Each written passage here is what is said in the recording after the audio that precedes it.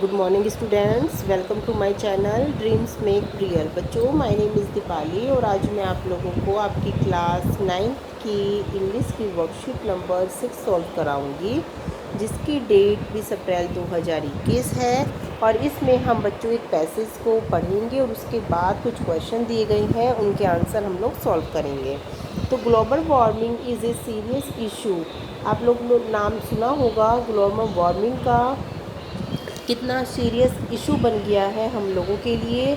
And we all need to think. इससे बच्चों क्या होता है, वायुमंडल में जो है दाब, वायुमंडल में का तापमान ज़्यादा रहता है। और जब जो होता है ग्लेशियर जो होते हैं ना, ये हमारे जो बर्फ़ होती है इससे पिघलने लगती है ना। तो बहुत ही डेंजरस होता है ये ग्लोबल वार्मिंग।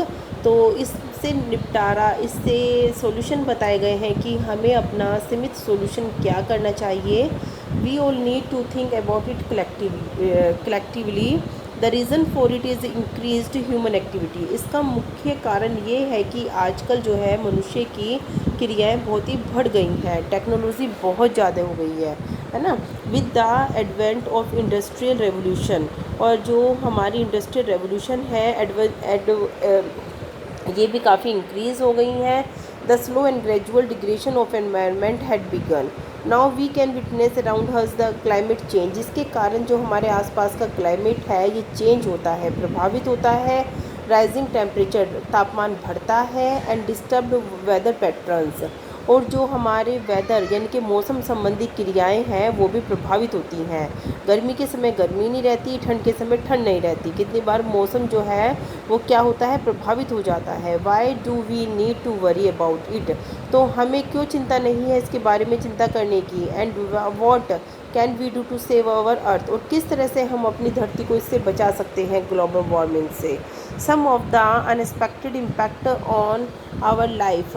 कुछ हमारे जो इम्पैक्ट हमारे जीवन पर पड़ते हैं वो क्या है इस ग्लोबल वार्मिंग से। Damage to over homes, flood of fires, outdoor work could become unbearable. मतलब जो बच्चे बाहर खेलते हैं, आउटडोर घर से बाहर का काम बहुत ही अनबेरेबल हो गया है ना, असहनीय हो गया है। Higher electric bills and more blackouts, rising taxes, more allergies and health risk. Food will be more expensive and variety may suffer. मतलब ये बताया गया है कि इलेक्ट्रिसिटी बिल ज़्यादा हो गए हैं, टैक्स बढ़ गया है, हेल्थ इशू बन गए हैं, फूड बहुत ज़्यादा महंगा हो गया है। एंड वाटर क्वालिटी कुड सफ़र, और पानी की जो क्वालिटी है वो भी गिर रही है। आउटडोर एक्सरसाइज और जो रिक्रिएशनल स्पोर्ट्स हैं विल बिकम मोर डिफ़िकल्ट। ये सारी एक्टिविटीज़ जो हैं, जो घर के बाहर की आउटडोर एक्टिविटीज़ हैं, आउटडोर वर्क हैं, ये सब बहुत ही अनबियरेबल हो गया है। And there would be disruptions in travel, और जो यहाँ तक की जो यात्रा है, टूरिस्ट प्लेस हैं, ये सब भी बहुत ही प्रभावित होते हैं इस तरह की कंडीशंस में। Now let us see that what can be done about it. अब हम देख लेते हैं कि हमें इससे बचने के लिए क्या करना चाहिए। Let's focus on economic growth, higher taxes and subsidies, transports, work less, reduction in household income would lead to less opportunities for our consumptions of luxury goods, है ना। Think locally, keeping in mind the impact on farming, energy productions and waste disposal, etc. Learn about nature and look after it. Learning and appreciation and respecting nature and technological advances must be used in conjunction with lifestyle changes. Together we can make a difference. तो बच्चों इस third paragraph में हमें global warming से बचने के लिए यही बताया गया है कि हम क्या करें कि हम कॉम्पैक्ट फ्लोरोसेंट लाइट जो CFL बल्ब होती है इसका ज़्यादातर यूज़ करना चाहिए। कचरे को हमें सही जगह पर निपटाना चाहिए, है ना। और जहाँ तक हो सके इलेक्ट्रिसिटी को हमें इतना ही यूज़ करना चाहिए जितनी की हमें नेसेसरी हो।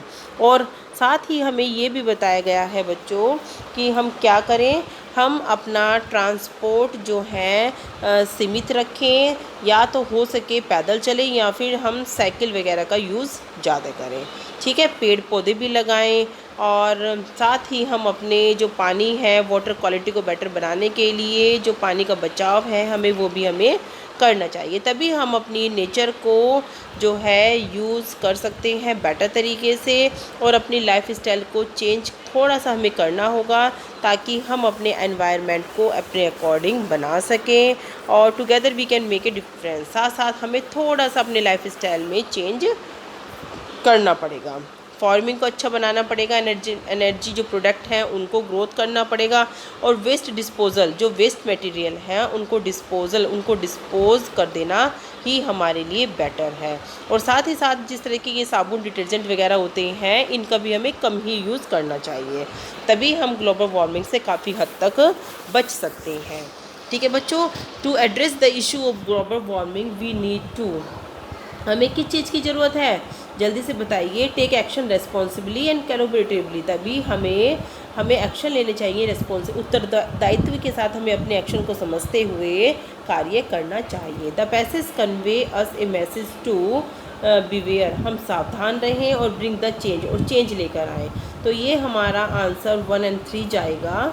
ठीक है, ये वाला आंसर हमारा डी सही रहेगा और इसका आंसर सी सही रहेगा। The phrase think locally refer to paying attentions to local people, promoting local art and crafts, cutting ties with global patterns, utilizations of locally available resources। यही है कि जितने भी हमारे पास अवेलेबल रिसोर्स हैं, साधन हैं, उनका हमें यूटिलाइज़ करना चाहिए। जहाँ पर ज़रूरत है, जितनी ज़रूरत है उसी के अकॉर्डिंग उसका यूज़ करना चाहिए, इसी को ही हम यूटिलाइजेशन कहते हैं। तो इसका ऑप्शन भी सही रहेगा।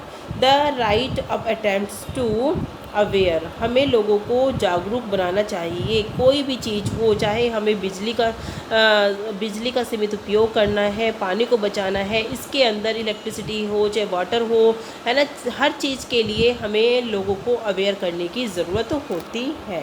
अवेयर।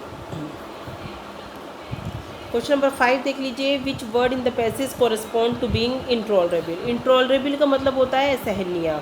किससे मिलता जुलता शब्द है हमारा अनबियरेबल, इसका मतलब भी असहनीय ही होता है। डैमेज का मतलब नष्ट करना, सफ़र का मतलब सहन करना, और डिग्रेशन का मतलब भी नीचे लाना, सबको करना। Technology advance must be used in conjunctions with life style changes. This statements refers to, क्या मतलब है इसका, कि हमें अपनी टेक्नोलॉजी और अपनी लाइफ स्टाइल में एक बैलेंस बना कर रखना चाहिए कि जितनी तकनीकी का हम इस्तेमाल कर रहे हैं और जो हम लाइफ स्टाइल जी रहे हैं उसमें आपस में इतना तालमेल हो कि हमारे एनवायरनमेंट को, हमारे क्लाइमेट को उसका नेगेटिव इम्पैक्ट ना पड़े। तो इसका ऑप्शन बच्चों आप लोगों का डी सही रहेगा। ठीक है, तो इसी तरह से आप लोगों के सारे आंसर मैंने बता दिए हैं। कोरोना से आपको अपने आप को सुरक्षित रखना है और ग्लोबल वार्मिंग से आपको अपने क्लाइमेट को बचाना है। थैंक यू बच्चों।